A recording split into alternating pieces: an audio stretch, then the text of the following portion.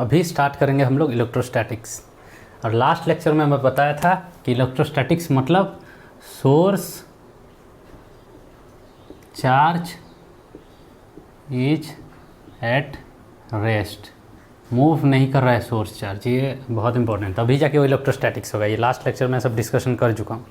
और हम लोग का गोल क्या है? गोल क्या है? A formula for force between two point charges, ये आपका गोल है। हम लोग को जानना है ये अगर जान लिया तो सब कुछ हो गया। क्यों? कैसे मैं बताया था लास्ट क्लास में, क्योंकि अगर फोर्स आपको पता चल गया तो न्यूटन इक्वेशन क्या है? M A is equal to force. यहाँ फोर्स फार्मूला पुट कर लीजिए, इसका मतलब है M D X square by D T square.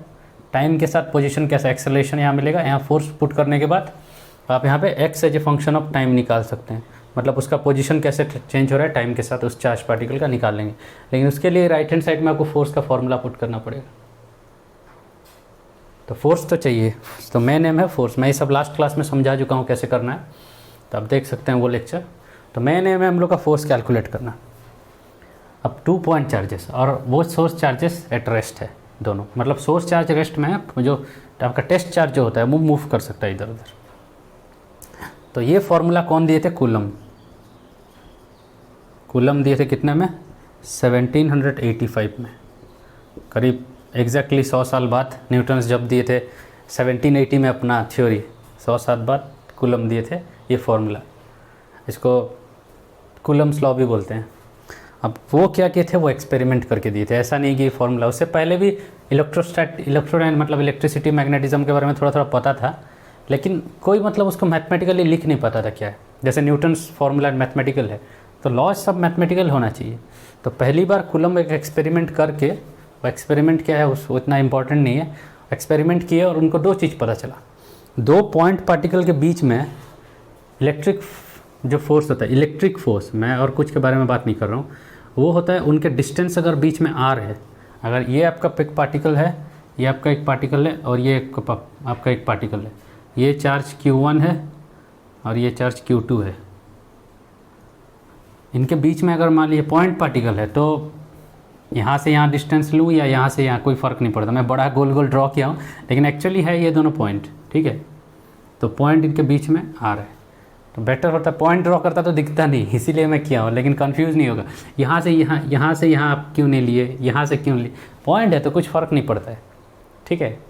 तो वो पॉइंट होना चाहिए। तो ये दोनों के बीच में अगर डिस्टेंस आर है तो फोर्स जाता है 1/r² के हिसाब से, डिपेंड करता है। और किस पे डिपेंड करता है? Q1 पे डिपेंड करता है और डिपेंड करता है Q2 पे, डायरेक्टली प्रोपोर्शनल है। अगर इस तीनों को मिलाएंगे तो इससे क्या पता चलेगा आपको? फोर्स इच, मतलब मैग्नीट्यूड के बारे में बात करें, डायरेक्शन। देखिए फोर्स एक वेक्टर है, दोनों चाहिए, आधा नहीं बोल सकते हैं, खाली मैग्नीट्यूड और डायरेक्शन दोनों चाहिए। खाली मैग्नीट्यूड कहाँ हुआ, वेक्टर कहाँ हुआ? तो फोर्स F लिख रहा हूँ तो ये मैग्नीट्यूड है। खाली मैग्नीट्यूड किस पे डिपेंड करता है? 1/r² Q1 Q2। तो इसको लिखेंगे Q1 Q2/r²। ये वो एक्सपेरिमेंट से पता किए।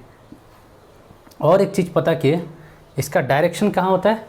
रेडियल डायरेक्शन में। मतलब ये दोनों अगर पार्टिकल्स जॉइंट कर रहे हैं और Q1 Q2 मान लीजिए प्लस चार्ज है, तो ये किस डायरेक्शन में होगा? इस डायरेक्शन में। इसको अगर आर कैप आप बोलेंगे तो इसका डायरेक्शन मिलाएंगे तो ये आर कैप होगा, ठीक है। देखिए अब -Q अगर हो, ये अगर माइनस हुआ तो क्या होगा? ऑटोमेटिक यहाँ Q2 की जगह माइनस होगा, तो ये डायरेक्शन ऑटोमेटिक उल्टा ही हो जाएगा, ठीक है। वो डायरेक्शन के साथ कैसे करना है, वही तो सबसे बड़ा चीज़ है इलेक्ट्रोडायनेमिक्स का। मैं आपको डायरेक्शन से हमेशा आप मात खा जाएंगे। इसीलिए हम लोग पोटेंशियल के ऊपर ज़्यादा फोकस करते हैं, पोटेंशियल्स कैलकुलेट करने की कोशिश करते हैं, क्योंकि वहाँ डायरेक्शंस नहीं का प्रॉब्लम नहीं होता है। अभी ऐसा कभी हम लोग फोर्स कैलकुलेट नहीं करेंगे, 1-2 क्वेश्चंस करने के अलावा और कुछ नहीं है। तो कैसे फोर्स कैलकुलेट करना है वो बात मैं दिखाऊंगा, लेकिन आपको पता होना चाहिए वेक्टर कैसे बिहेव करता है। तो ये फोर्स का फॉर्मूला आपको निकल गया, इतना कूलम ने निकाल के रखा था।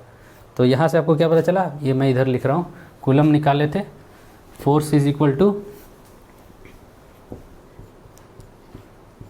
Force between 2 point charges is directly proportional to Q1 first charge into second charge divided by दोनों के बीच में डिस्टेंस इनटू, मतलब उनका डायरेक्शन क्या होता है, ये मैग्नीट्यूड है, और डायरेक्शन क्या होता है, रेडियल डायरेक्शन में होता है। या तो इधर होगा, ये इसको ढकेलने का कोशिश करेगा, प्लस प्लस रिपेल करता है, ये इधर इसको ढकेलने का कोशिश करेगा, तो ये होगा। तो इसको ऐसे लिख सकते हैं आप, फोर्स ऑन टू, ये डायरेक्शन होगा, force on two due to 1, ऐसे लिखता हूँ मैं। कोई 1 2 भी ऑपोजिट लिखते हैं, कोई बात नहीं है, आपको जो सही लगे लिखिए, लेकिन क्या लिख रहे हैं आपको पता होना चाहिए। और इसको लिखते हैं फोर्स ऑन 1, मतलब एक के ऊपर सेकंड का फोर्स इस डायरेक्शन में, दोनों अपोजिट डायरेक्शन में, ठीक है।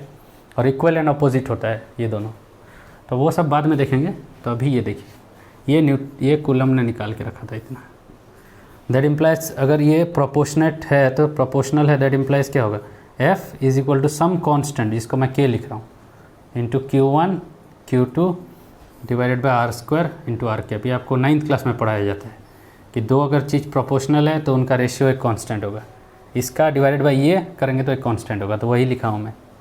ये K एक कांस्टेंट है जो कि मीडियम के किसका इन्फॉर्मेशन कैरी कर रहा होगा, ये मीडियम का इन्फॉर्मेशन कैरी करता है, ये मीडियम के ऊपर डिपेंड करता है। और K का वैल्यू क्या है, कूलम को खुद को पता नहीं था उसका वैल्यू क्या है K का वैल्यू बहुत बाद में कैलकुलेट हुआ है, उनको थोड़ा अप्रॉक्सीमेट वैल्यू का पता था, लेकिन एग्जैक्ट वैल्यू पता नहीं था K का वैल्यू। K का वैल्यू है 9 इंटू 10⁻⁹। यूनिट क्या होगा, K क्या होगा यूनिट, फोर्स का Newton into metre square divided by coulomb square, Newton metre square divided by coulomb square. ये किसके लिए है, वैक्यूम के लिए है। और एयर और वैक्यूम हम लोग एक ही लेते हैं, क्योंकि दोनों का अभी परमिटिविटी क्या है अभी तो बताया नहीं हो, लेकिन दोनों का एक K वैल्यू आसपास है, इतना करीब है कि आप एक ही ले सकते हैं। ये एयर के लिए भी यूज़ होता है, लेकिन वाटर में अगर ये दोनों चार्जेस है, ये अगर पानी के बीच में है और ये पानी के अंदर ये चार्जेस है, तो दोनों के बीच ये फोर्स नहीं होगा, वो चेंज हो जाएगा, तो वो अलग से पढ़ेंगे। अभी के लिए फ़िलहाल के लिए कंसिडर कीजिए आपका सारा चार्ज पार्टिकल एयर में है, कोई मतलब पानी में नहीं डुबाए हैं, ऐसा कुछ नहीं, ठीक है। तो ये कूलम ने निकाल के रखा था। हाँ, और इसके लिए दो इम्पॉर्टेंट पॉइंट, पहला क्या है, आप इलेक्ट्रोस्टैटिक पढ़ रहे हैं तो सोर्स चार्ज रेस्ट में होना चाहिए। अगर ये बड़ा चार्ज है जो सोर्स है, अगर टेस्ट चार्ज Q2 मान लीजिए तो रेस्ट में होना चाहिए चार्ज। और दूसरा क्या है, दूसरा इंपॉर्टेंट पॉइंट, ये दोनों पॉइंट चार्ज होना चाहिए। पॉइंट चार्ज दुनिया में एग्जिस्ट ही नहीं करता है, सबसे बड़ा चीज़ तो यही। अब बोलेंगे कहाँ से पॉइंट चार्ज ला के दीजिए मेरे को, सब चार्ज तो एक्सटेंडेड होता है। ये अगर इसमें चार्ज है तो ये तो एक्सटेंडेड बॉडीज़ है, पॉइंट बोल के कुछ थोड़े ना होता है, तो पॉइंट चार्ज तो होता ही नहीं है, तो फिर ये फार्मूला का क्या काम, नहीं ऐसा नहीं है। तो बताऊंगा कैसे यूज़ करते हैं हम लोग ये फार्मूला। तो न्यूटन सॉरी बार बार मैं न्यूटन बोल रहा हूँ। तो कूलम हम लोग को देखे गए ये formula, force is equal to, पहले इसको मिटाता हूँ, फिर देखते हैं हम इसमें क्या क्या कैविएट्स है, कहाँ ये यूज़ नहीं हो सकता। यूज़ तो हर जगह हो सकता है, लेकिन क्या प्रॉब्लम है इसके साथ, थोड़ा वो देखने की कोशिश करते हैं, क्योंकि बच्चों को पता नहीं रहता है क्या कहाँ यूज़ करना है, कैसे यूज़ करना है। बस पता चल गया F is equal to Q1 Q2 over R square into some constant. चलो जहाँ भी उसको यूज़ करना है यही तो यूज़ होगा, फोर्स निकालना है, इससे इतना आसान नहीं है। तो फोर्स का फॉर्मूला यहाँ और एक बार लिख रहा हूँ मैं, कूलम ने निकाला, ये coulomb K Q1 Q2 over R square, और इसका डायरेक्शन होता है आर कैप, रेडियल डायरेक्शन में। कैलकुलेशन करेंगे तो ये डायरेक्शंस कैसे करना है मैं एक ट्रिक बताऊंगा, उसी में सब आप पता चल जाएगा कैलकुलेशन का। अभी के लिए उतना टेंशन मत लीजिए, इस पे ज़्यादा फोकस कीजिए, मैग्नीट्यूड पे। तो पहला रिमार्क्स देखिए, ये रिमार्क्स, दो चीज़ हमेशा ध्यान रखना है। अगर दो चार्ज के बीच में अगर फोर्स निकाल रहे हैं, ये कैपिटल Q है मान लीजिए, और ये बहुत छोटा सा चार्ज स्मॉल Q है। जनरली सिचुएशंस ऐसे होते हैं, मेन सोर्स चार्ज कहीं रहता है, आप एक छोटा सा चार्ज लाके वहाँ क्या क्या करेंगे, उसका कैसे मूव करेगा देखेंगे, इसका फील्ड्स कैलकुलेट करने की कोशिश करें। तो ये कैपिटल Q और स्मॉल Q होगा, तो ये कैपिटल Q और ये स्मॉल Q होगा। और सबसे पहला चीज़ होगा सोर्स चार्ज एट रेस्ट। अगर मूव कर रहा है सोर्स चार्ज, तो ये डिस्टेंस कहाँ से कहाँ लेंगे, यहाँ अभी डिस्टेंस दोनों के बीच R है, ये दोनों पॉइंट चार्ज के बीच में डिस्टेंस R है। ये अगर मूव कर रहा है तो थोड़ा देर बाद तो ये R से ज़्यादा हो जाएगा, तो ये डिनोमिनेटर में क्या पुट करेंगे आप, हैं। तो ये तभी काम करता है जब सोर्स चार्ज रेस्ट में होगा। एक्चुअली छोड़िए, कभी कभी ज़्यादा प्रिसाइज होना भी बहुत मुश्किल है, मतलब सब कुछ मैं अभी बता दूंगा तो आप कंफ्यूज हो जाएंगे क्या चल रहा है बोल के। तो अभी के लेवल पे जानिए कि सोर्स चार्ज रेस्ट पे होना चाहिए। और दूसरा क्या है, charges should be point charge, मतलब पॉइंट चार्ज होना चाहिए। दो चीज़ होगा तभी काम करेगा। लेकिन अब एक सबसे बड़ा प्रॉब्लम है कि दुनिया में कहीं पॉइंट चार्ज है ही नहीं, तो क्या करें हम, क्योंकि हमेशा चार्ज एक्सटेंडेड चार्ज होता है। एक्सटेंडेड चार्ज मतलब क्या, ये आपका मान लीजिए एक चार्ज है, ऐसे है, ये एक पॉजिटिव चार्ज है, यहाँ पे पॉजिटिव चार्ज वेल डिस्ट्रीब्यूटेड है, और ये आपका नेगेटिव चार्ज है। चलिए ये भी पॉजिटिव है, ये दोनों एक दूसरे को रिपेल करेगा, ये पता है। कितना फोर्स से करेगा, कूलम्स लॉ चलिए अप्लाई करते हैं, कोई बोला, और कूलम्स लॉ, इसका चार्ज मान लीजिए कैपिटल क्यू है, इसका चार्ज स्मॉल क्यू है, तो क्या करेंगे आप, फोर्स इज इक्वल टू के into small capital Q into small Q. अब ये डिस्टेंस कहाँ से लेंगे, यहाँ से यहाँ तक लेंगे, क्योंकि ये अलग डिस्टेंस है, ये पॉइंट चार्ज नहीं है कि यहाँ से यहाँ डिस्टेंस कोई फ़र्क नहीं पड़ता, पॉइंट ही है, तो दोनों के बीच डिस्टेंस में कोई एम्बिग्यूटी नहीं है। यहाँ से यहाँ तक डिस्टेंस अलग होगा, यहाँ से यहाँ तक डिस्टेंस अलग होगा। अब ये आर कहाँ से कहाँ तक ले, यहाँ से यहाँ लेंगे या यहाँ से यहाँ लेंगे, यहाँ आर का वैल्यू क्या है, ये दोनों के बीच आर क्या है मेरे को नहीं पता आर, तो डिस्टेंस कैसे लेंगे। तो यहाँ क्या यूज़ होता है, इंटीग्रेशंस। यहाँ इंटीग्रेशंस को हटा नहीं सकते हैं आप, और अभी कैलकुलस कहाँ से आया घुस रहा है देख सकते हैं आप। और दुनिया में पॉइंट चार्ज है ही नहीं, इलेक्ट्रॉन भी एक पॉइंट चार्ज नहीं होता है, इतना छोटा होता है, आपको देख के लगा। हाँ, आप कब पॉइंट चार्ज ये दोनों पे कंसिडर कर सकते हैं, मान लीजिए बहुत दूर है एक दूसरे से, ये पूरा यहाँ पे है, यहाँ पे है, और ये चार्ज ये बहुत दूर है, 20-30 किलोमीटर है, ये 2 सेंटीमीटर का चार्ज है। तो अभी क्या है, डिस्टेंस यहाँ से यहाँ मेज़र करेंगे, 20 किलोमीटर हो रहा है, और इस एंड से इस एंड तक मेज़र करेंगे, 20 किलोमीटर से 2-3 सेंटीमीटर ज़्यादा हो रहा है। तो डिनोमिनेटर पे ये डिस्टेंस पुट करो या ये डिस्टेंस पुट करो, कुछ इतना फ़र्क नहीं पड़ने वाला। तो पॉइंट चार्ज जैसा कब ट्रीट कर सकते हैं, जब चार्जेस बहुत दूर होगा, एक दूसरे से चार्ज छोटा है और बहुत दूर है, तब ठीक है ये। लेकिन ये डिस्टेंस अगर 7 सेंटीमीटर है और इसका साइज़ 3 सेंटीमीटर है और इसका 2 सेंटीमीटर है, तो ये एंड में फ़र्क कितना है, 7 2 9 3 12, यहाँ 12 है और यहाँ 7 है, तो फ़र्क हो रहा है, बहुत फ़र्क हो जा रहा है सेंटीमीटर। यहाँ कुछ फ़र्क नहीं, ये 20 किलोमीटर है और ये 20 किलोमीटर प्लस कितना, 3 + 2 5 सेंटीमीटर, क्या फ़र्क पड़ जाएगा 5 सेंटीमीटर। तो जब चार्जेस बहुत दूर हैं तो आप पॉइंट चार्ज जैसा ट्रीट कर सकते हैं, भले ही वो एक्सटेंडेड चार्जेस हो। एक्सटेंडेड चार्जेस मतलब बड़ा चार्जेस हो, लेकिन जब पास में होगा तो नहीं कर सकते। तो हमको तो ये भी चाहिए ये सिचुएशन, क्योंकि हमेशा हम क्या चार्जेस के दूर पे रह के थोड़ी ना काम करते हैं। कभी कभी चार्ज हम लोग के बगल में रहता है, कभी सॉकेट में आप डाल रहे हैं तो वहाँ कितना करंट फ्लो करेगा, क्या क्या, वो तो इतना बगल में रहता है, वहाँ सब फील्ड कैसे कैलकुलेट करना है। तो उसके लिए आपको चाहिए इंटीग्रेशन, कैलकुलस। बिना कैलकुलस का चलेगा नहीं। एक दो को दुनिया में कहीं तो पॉइंट चार्ज है नहीं, मैं बता चुका हूँ। तो अगर आपको सच में अगर फिजिकल वर्ल्ड का प्रॉब्लम सॉल्व करना है तो कैलकुलस यूज़ करना पड़ेगा। तो वो बाद में देखेंगे हम कैसे करना है, ठीक है। मैं बताऊँगा, कैलकुलस में पढ़ा चुका हूँ, मतलब स्टार्ट अभी धीरे धीरे अपलोड कर रहा हूँ। अब देखिए वहाँ पे इंटीग्रेशंस कैसे होते हैं, क्या होता है। उतना भी डिफ़िकल्ट चीज़ नहीं है। 12th क्लास में लोग डर जाते हैं इंटीग्रेशंस देख के, अगर अच्छे से पढ़े तो ये उतना मुश्किल चीज़ है नहीं। इंटीग्रेशन मतलब है, डिफ़िकल्ट है लेकिन इंटरेस्टिंग है बहुत। तो ये आप लोग का मेन है। तो ये दोनों पॉइंट पे ध्यान रखिए, सोर्स चार्ज रेस्ट पे होना चाहिए और दोनों पॉइंट चार्जेस होना चाहिए, ओके। और ये भी याद रखिए कि पॉइंट चार्ज होते नहीं है एक्चुअली तो ये भी पता होना चाहिए, बस ये हम लोग का अप्रॉक्सीमेशन है।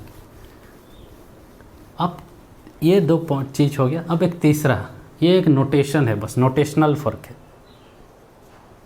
कन्वेंशन मान सकते हैं और नोटेशन कुछ भी मान सकते हैं। कन्वेंशन और कन्वेंशनल सेम ही चीज़ है, मतलब लोगों को ज़्यादा कन्वेंशनल लगता है, ज़्यादा convenient, sorry conventional convenient same चीज़ है। लोगों को ज़्यादा कन्वीनियंट लगता है बोल के वो यूज़ करते हैं। वो लोग क्या करते हैं, अभी तक आप क्या बोल रहे थे, 9 × 10⁹ है, क्या है, Newton metre square divided by coulomb square, ये यूनिट है ये वैक्यूम के लिए। वो लोग क्या लिखते हैं, ये के को 1/4πε0 क्यों लिखते हैं, वो भी बताऊंगा क्यों लिखते हैं। देखिए इससे कुछ फ़र्क नहीं पड़ता है। यहाँ पे के नहीं जानते थे, आपका इग्नोरेंस को आप क्या किए कि एप्सिलॉन नॉट में कन्वर्ट कर दिए। जैसे कि 9 को हमेशा लिख सकते हैं 1/4 इंटू सम एक्स, तो x क्या होगा, x is equal to 4 into 9। इसमें कुछ फ़र्क नहीं है, क्योंकि ये 4 हम लोग एक्स्ट्रा क्यों ऐड कर रहे हैं फैक्टर आउट करके, वो हम लोग को समझना है। ठीक है, तो k को जनरली लिखा जाता है 1/4 एप्सिलॉन नॉट SI यूनिट में, SI यूनिट में लिखा जाता है। CGS में तो k 1 होता है। ठीक है, तो SI यूनिट में 1/4 एप्सिलॉन नॉट लिखा जाता है, जिसका वैल्यू ये है। ऐसा क्यों करना पड़ा, एक 4 हम लोग फैक्टर आउट क्यों करते हैं, ये 4 एप्सिलॉन नॉट क्यों करते हैं, चलिए उसका रीज़न ये है कि हमेशा आप लिख सकते हैं 9 is equal to 1/x, x का वैल्यू क्या होगा, x इज इक्वल टू 9 1/9, तो 9 को आप क्या लिख सकते हैं 1/1/9। तो ये अगर k है तो ये एप्सिलॉन नॉट है। लेकिन यहाँ से एक 4 फैक्टर क्यों आउट कर रहे हैं, वो भी कर सकते हैं, यहाँ इंटू 4 कर दीजिए और यहाँ 4 एक फैक्टर कर दीजिए। तो ये कोई मतलब बड़ा चीज़ नहीं है, लेकिन क्यों कर रहे हैं, क्यों, इंपॉर्टेंट चीज़ है क्यों। ये हमेशा ऐसे कर सकते हैं कोई भी नंबर के साथ, तो इसमें कुछ नहीं है। वो इसलिए कर रहे हैं क्योंकि अभी मैं बोला हमको इंटीग्रेशंस करना है रियल लाइफ प्रॉब्लम में। इंटीग्रेशंस क्यों करना है, क्योंकि रियल लाइफ में सब चार्जेस एक्सटेंडेड होते हैं, कोई पॉइंट चार्ज नहीं होता है। ठीक है, तो एक्सटेंडेड चार्जेस के लिए जब आप फोर्स निकालते हैं, ये एक एक्सटेंडेड चार्ज है इस पॉइंट पे, तो आप क्या करते हैं, यहाँ एक पॉइंट कंसिडर करते हैं, इसके लिए फोर्स कैलकुलेट करेंगे, उसके बाद इंटीग्रेशन कर लेते हैं होल चार्ज इसके ऊपर, मतलब होल इस स्पेस के ऊपर। तो आपको जनरली क्या इंटीग्रेशन करना पड़ता है, वॉल्यूम इंटीग्रल। ये थोड़ा एडवांस टॉपिक है, लेकिन ये 4 को समझने के लिए आपको समझना पड़ेगा ये, क्योंकि बहुतों को पता ही नहीं रहता। मैं तो खुद सोचता था पहले ये 4 आया कहाँ से, काहे मतलब रखने का क्या ज़रूरत है ये 4 को हमेशा, तो उसको समझने के लिए थोड़ा टाइम लगता है। तो मैं बस बता दे रहा हूँ, नहीं समझ में आ रहा है तब भी कोई बात नहीं है, ठीक है, लेकिन जिसको समझ में आए कम से कम एक इंट्यूएशन आ जाएगी क्यों 4 है 1/। तो जनरली हम लोग वॉल्यूम इंटीग्रेशंस करते हैं, और वॉल्यूम इंटीग्रल्स ये 3 इंटीग्रल्स एक्चुअली लगातार ऐसे है, ये ऐसा इंटीग्रल्स है, अभी तक आप देखे नहीं है, कोई बात नहीं। और वॉल्यूम इंटीग्रल्स में आपको जनरली सॉलिड एंगल के ऊपर इंटीग्रेशन करना पड़ता है। सॉलिड एंगल्स क्या है, मैं जब गॉस लॉ पढ़ाऊँगा तो तब पढ़ाऊँगा। इंटीग्रेशन ओवर सॉलिड एंगल करना पड़ता है। जैसे एंगल के ऊपर इंटीग्रेशन करेंगे तो टोटल 2 होता है, तो सॉलिड एंगल के ऊपर इंटीग्रेशन करेंगे तो आपको 4 मिलेगा टोटल। ये टोटल सॉलिड एंगल पे इंटीग्रेट करेंगे तो 4 मिलेगा। तो हमेशा ये न्यूमरेटर आपको यहाँ पे एक इंटीग्रेशन करना पड़ेगा, जिससे एक 4 फैक्टर आउट हो जाता है हमेशा जनरली। तो इसके के में अगर एक 4 फैक्टर नीचे रख दे कैसे करके, तो दोनों 4 कैंसिल हो जाएगा। नहीं तो जो भी फॉर्मूला देखो एगो 4 आगे घूमते रहता था पहले। इनफैक्ट मैक्सवेल इक्वेशन अगर आप CGS यूनिट में लिखेंगे तो 4 2 इधर उधर घूमते रहता है। हम लोग का देखें ना मैक्सवेल इक्वेशन SI यूनिट में कोई पाया कुछ नहीं है। तो ये इसीलिए चूज़ किए हैं ताकि मैक्सवेल इक्वेशन खूबसूरत लगे। और उसका प्राइस क्या है, कूलम्स लॉ गंदा हो गया।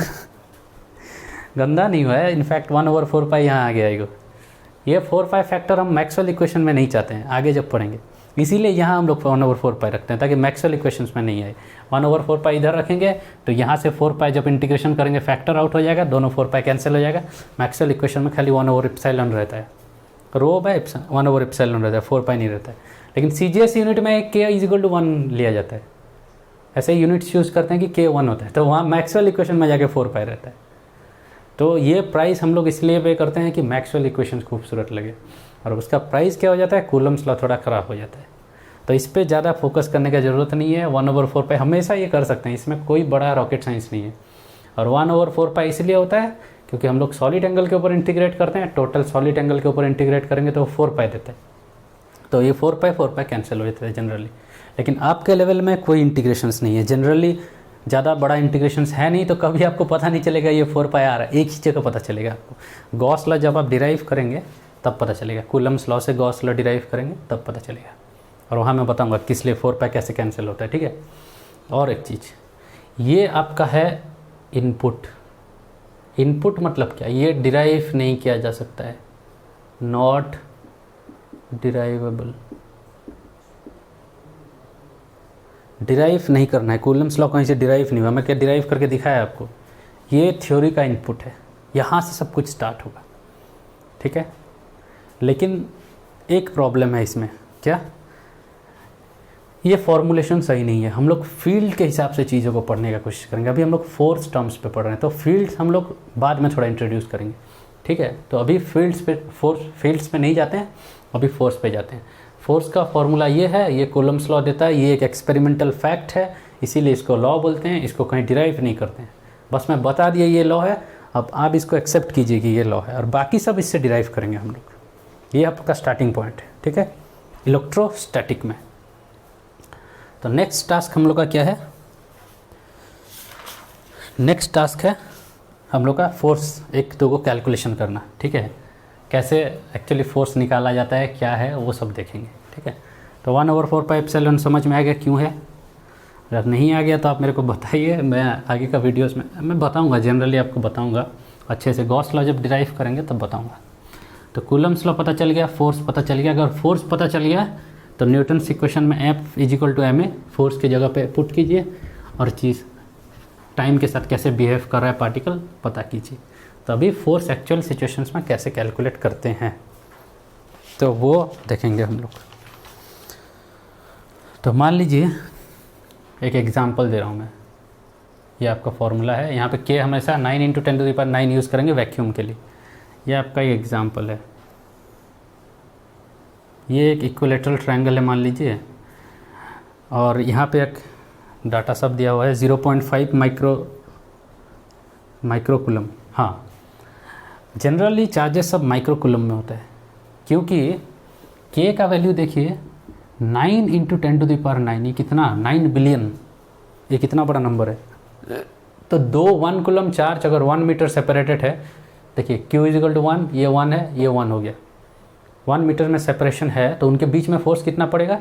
9 × 10⁹ न्यूटन। मतलब अगर 1 कूलम चार्ज यहाँ एक है, पॉइंट चार्ज यहाँ 1 कूलम है, तो यहाँ 1 कूलम है, और इनके बीच में सेपरेशन 1 मीटर है, तो इनके बीच में फोर्स पड़ रहा है 9 × 10⁹ न्यूटन। 10⁹ तो भूल जाइए, 10⁹ न्यूटन, 1 बिलियन न्यूटन अराउंड, ये 9 बिलियन न्यूटन है। 9 बिलियन न्यूटन कितना ज़्यादा फोर्स है पता है आपको? हैं 9 बिलियन बहुत ह्यूज फोर्स है। इतना ह्यूज फोर्स है कि आप दुनिया का सारा ताकत भी लगा लेंगे तो ये दोनों को अलग नहीं कर सकते हैं। अगर ये प्लस माइनस चार्ज है, ये अट्रैक्ट कर रहे हैं एक दूसरे को, तो जनरली 1 कूलम इतना ह्यूज, एक कूलम बहुत बड़ा यूनिट है चार्ज का, तो जनरली कूलम्स यूज़ नहीं होता है। रियल लाइफ सिचुएशन में micro coulomb, nano coulomb use होता है। माइक्रो मतलब 10⁻⁻6 कूलम, नैनो कूलम मतलब 10⁻9 कूलम।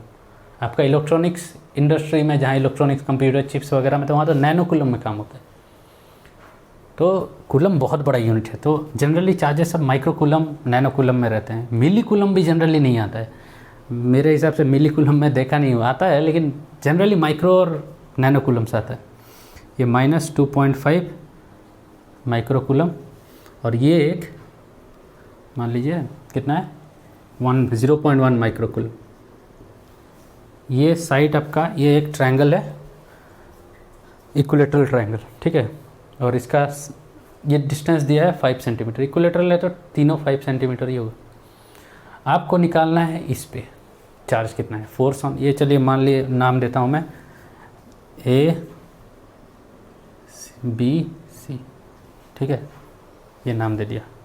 आपको निकालना है पॉइंट C पे कितना चार्ज हो रहा है, मतलब ये 0.1 माइक्रो कूलम पे, ठीक है। तो ये हम लोग निकालेंगे, कैसे निकालेंगे देखिए। ये क्वेश्चन मैं बहुत स्लोली करूँगा, इसीलिए क्योंकि कैसे करते हैं आपको पता होना चाहिए, लेकिन ऐसा हम लोग कभी नहीं करेंगे, ऐसा कैलकुलेशन हम कभी नहीं करेंगे फोर्स के हिसाब से। ये बहुत इनएफिशिएंट वे है फोर्स कैलकुलेट करने का, क्योंकि डायरेक्शंस आपका माथा ख़राब कर देगा। तो उसी के लिए आपका क्या होना चाहिए, अप्रोच क्या होना चाहिए, प्रॉब्लम का अप्रोच क्या होना चाहिए, वो देखिए। हाउ टू सॉल्व प्रॉब्लम, ये क्या होना चाहिए, कैसे सॉल्व करेंगे आप। अप्रोच पहले देखिए, उसके बाद सॉल्व करेंगे हम लोग। पहला ये है सेटअप द कोऑर्डिनेट वेक्टर। आप निकालना चाहते हैं तो कोऑर्डिनेट सिस्टम आपको सेटअप करना पड़ेगा, नहीं तो आप कैसे कैलकुलेशन करेंगे। ये मैं बताया हूँ जब मैं अपना 11th क्लास का मेरा लेक्चर्स है, वहाँ पे सीरीज़ सब है मेरा, मतलब क्लास सब किया हुआ है, उसमें मैं बताया हूँ बिना कोऑर्डिनेट सिस्टम का आप वेक्टर में कुछ इवेलुएट नहीं कर सकते हैं। कर सकते हैं लेकिन काफ़ी मुश्किल होता है। तो कोऑर्डिनेट सिस्टम हम सेटअप करेंगे, कहाँ करेंगे, where, place the origin on the point where you want the force। तो यहाँ पे कहाँ हम लोग को फोर्स चाहिए, पॉइंट सी पे चाहिए। तो हम लोग का ओरिजिन कहाँ पुट करेंगे, हम लोग पॉइंट सी पे पुट करेंगे, यहाँ पे, यहाँ। और एक्स वाई एक्सिस आप कैसे भी चूज़ कर सकते हैं। तो मैं क्या किया, एक्स वाई ये पुट किया, एक प्लेन में है तो ये मेरा कोऑर्डिनेट सिस्टम है, ये एक्स है, ये वाई है, ठीक है। अब दूसरा, सेकंड क्या है, decide whether force is attractive और रिपल्सिव, ये डिसाइड करना है। And draw them. इतना चीज़ मैं लिख नहीं पा रहा हूँ, तो देखिए, तो ये फोर्स क्या है, देखिए ये माइनस चार्ज है, ये प्लस चार्ज है, तो ये क्या होगा, अट्रैक्टिव होगा। ये क्या होगा, F force on C due to B. अब ये फोर्स क्या है, प्लस चार्ज है, ये प्लस चार्ज है, तो ये क्या होगा, रेडियल डायरेक्शन में रिपल्सिव होगा। ये क्या होगा, force on C due to A, ठीक है। आप ड्रॉ कर दिए, सेकंड पार्ट कर दिए। तीसरा पार्ट क्या करना है, अभी डायरेक्शन आप सेटअप कर लिए, अब भूल जाइए कौन प्लस चार्ज है कौन माइनस चार्ज है। ये माइनस चार्ज है बोल के आप डायरेक्शन अट्रैक्शन ले लिए हैं, अब खत्म हो गया, ये माइनस साइन का कुछ काम नहीं है। अब ओनली फाइंड मैग्नीट्यूड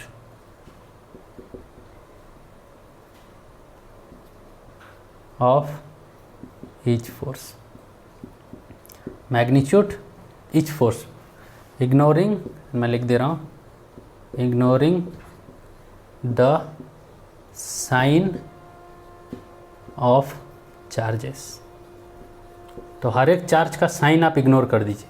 और अभी फोर्स, अभी देखिए ये मेथड से नहीं करेंगे तो बड़ा प्रॉब्लम होने वाला है कैलकुलेशन में, आप फंस जाएंगे, कहाँ प्लस माइनस, बहुत पागल हो जाएंगे।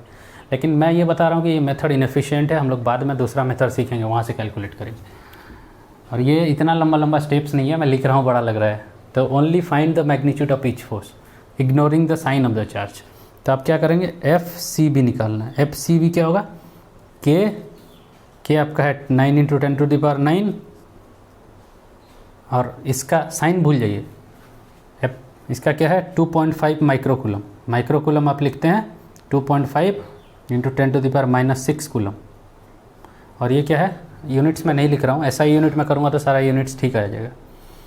और ये क्या है, 0.1 × 10⁻6 डिवाइडेड बाय डिस्टेंस, दोनों के बीच क्या है, 5 × 10⁻2 मीटर में आपको लेना है, इसका स्क्वायर, ये कैलकुलेट करना है। और ये क्या होगा, ये जब आप कैलकुलेट करेंगे इसका वैल्यू निकलेगा आपका, एक मिनट में देख लेता हूँ, सी बी 0.09 न्यूटन। ये कैलकुलेट कीजिएगा, ये 0.09 न्यूटन आया, ठीक है। अब similarly F C A calculate करेंगे। एफ सी ए कितना होगा, 0.5 माइक्रोकूलम इंटू 0.1। भूल जाए, साइन को अब देखना नहीं है, साइन का फैक्ट आप इस पे ले लिए हैं, कंसीडर कर लें। साइन क्या, डायरेक्शंस को बताता है, डायरेक्शन आप ऑलरेडी कंसीडर कर चुके हैं, तो फोर्स निकालने के लिए साइन का ज़रूरत नहीं है। आप क्या करेंगे, खाली सिंपली मैग्नीट्यूड सबका चार्ज का मैग्नीट्यूड मल्टीप्लाई करेंगे, ये इंटू के डिवाइडेड बाय ये दोनों के बीच अभी 5 सेंटीमीटर है। तो एफ क्या निकालेंगे, एफ सी ए जब निकालेंगे आपको मिलेगा, वो आप खुद कीजिएगा, कितना मिल रहा है, 0.18 न्यूटन। ये एक फोर्स आपका निकला एफ सी बी, ये आपका 0. अभी तक डायरेक्शन नहीं निकला, ये बस मैग्नीट्यूड है, ठीक है। अब डायरेक्शन कैसे निकाले, तो ये मैं मिटा रहा हूँ क्योंकि डायरेक्शन निकालने के लिए ये जगह मेरे को चाहिए। तो प्रॉब्लम सॉल्व हो गया है। मैक्सिमम पार्ट इसी में प्रॉब्लम होता है, डायरेक्शन में उतना प्रॉब्लम नहीं होता है। आपको दिख रहा है सिंपली डायरेक्शन। तो ये मैं कैसे कर रहा हूँ, देखिए, नेक्स्ट डायरेक्शन है। हमेशा आप एक्स वाई जेड ऑर्थोगोनल ऐसे परपेंडिकुलर कोऑर्डिनेट सिस्टम यूज़ करेंगे, ठीक है। तो एफ सी ए को पहले डायरेक्शन लिखते हैं। ये देखिए, ये ट्रायंगल क्या है, इक्विलेटरल ट्रायंगल है, तो ये क्या होगा, 60 डिग्री।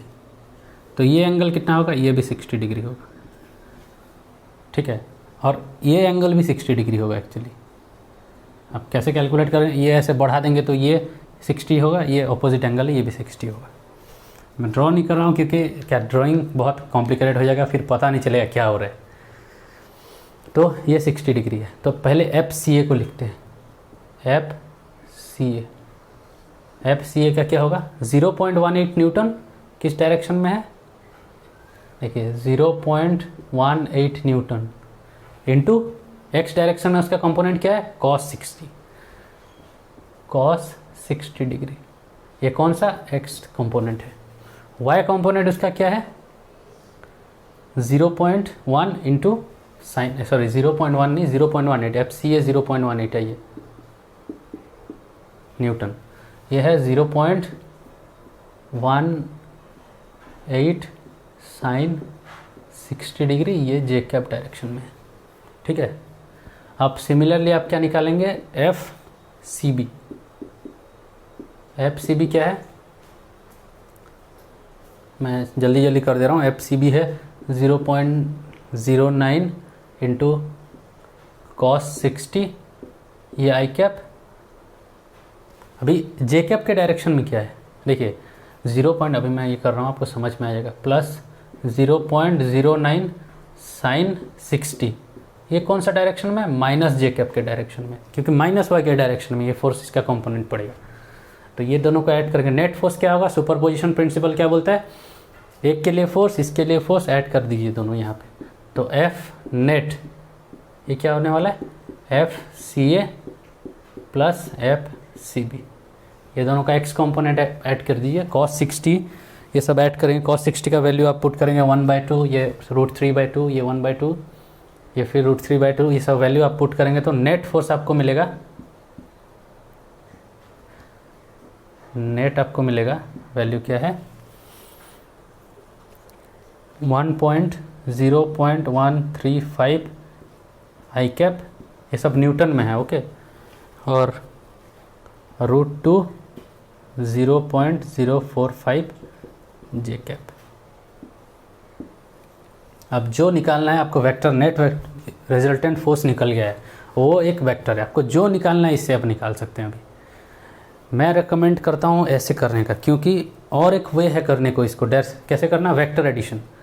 अब क्या करना है, रिजल्टेंट निकालना है, क्या होगा, F net is equal to F इसका स्क्वायर प्लस इसका स्क्वायर इंटू 2 इंटू, ये आप पढ़े थे parallelogram law of vector addition, F C A square plus F C B square plus 2 F C A F C B, और दोनों के बीच cos angle कितना है, दोनों के बीच 120 डिग्री, 120 डिग्री। ये भी सॉल्व करेंगे तो इसका नेट, इसका मतलब क्या, मैग्नीट्यूड निकलेगा। लेकिन आप यहाँ से मैग्नीट्यूड निकाल सकते हैं, एक्स कंपोनेंट का स्क्वायर प्लस वाई कंपोनेंट का स्क्वायर लेके होल का स्क्वायर रूट कर दीजिएगा। लेकिन यहाँ डायरेक्शन भी आप निकाल सकते हैं। नेट फोर्स का डायरेक्शन अगर निकालना है क्या होता है, tan इनवर्स, एक वेक्टर का डायरेक्शन निकालने का क्या तरीका है, ये अगर मान लीजिए एक वेक्टर है, ये इसका, ये उसका एक्स कंपोनेंट ए एक्स है, ये ए वाई है उसका, ये ए वेक्टर है, तो ये एंगल कितना होगा एक्स के साथ, tan थीटा कितना होगा, tan inverse A Y by X. कोई फार्मूला आपको याद करने का ज़रूरत ही नहीं है, ये सब फार्मूला बेकार में भूल जाते हैं कन्फ्यूज़ होके लोग, क्योंकि इसमें एक एंगल का फार्मूला है, ये tan इनवर्स मेरे को खुद को याद नहीं है, ये बड़ा सा फार्मूला आता है। यहाँ पे क्या करिए, tan inverse Y component divided by X component, angle निकल जाएगा अपने आप, एक्स एक्सिस के साथ, मतलब ये एक्स एक्सिस के साथ क्या एंगल होगा, जो रेड नेट फोर्स होगा ये फोर्स। तो ये निकाल लिए, ऐसे पूरा एक्सप्लिसिटली वेक्टर फॉर्म में लिख दिए तो सब निकाल सकते हैं इसे। ठीक है, तो ऐसा प्रॉब्लम आप खुद करने का कोशिश कीजिए, लेकिन मैं ये बता रहा हूँ कि ऐसे हम लोग कभी फोर्स नहीं निकालेंगे। ओके, ऐसे कभी हम लोग फोर्स नहीं निकालने का कोशिश करेंगे, क्योंकि ये बहुत इनएफिशिएंट वे है फोर्स निकालने का। ऐसे कितना आप डायरेक्शंस, ये सब डायरेक्शंस, अगर खाली मैग्नीट्यूड होता तो कोई बात नहीं होता, ये डायरेक्शन ही सब आपको खा जा रहा है, इतना मेहनत करना पड़ रहा है। तो ये बहुत मेहनती वाला वे है, ऐसे कभी करेंगे नहीं हम लोग, इससे अच्छा वे में करेंगे। लेकिन अब बस दिखाने के लिए कि कितना कैलकुलेशन डिफ़िकल्ट हो सकता है, बस 3 पॉइंट चार्ज, तो वही मैं इसलिए किया इसको। ठीक है, तो फिर हम लोग धीरे धीरे आगे नेक्स्ट क्लास में बढ़ेंगे इसके ऊपर, फिर आगे हम लोग जाएंगे फील्ड फॉर्मुलेशन। नेक्स्ट क्लास में 1-2 क्वेश्चन ऐसा करेंगे ताकि फोर्स के साथ आप एक्वेंटेड हो, फिर हम लोग जाएंगे आगे फील्ड्स क्या होते हैं, इलेक्ट्रिक फील्ड क्या होता है, वो सब देखेंगे। ओके।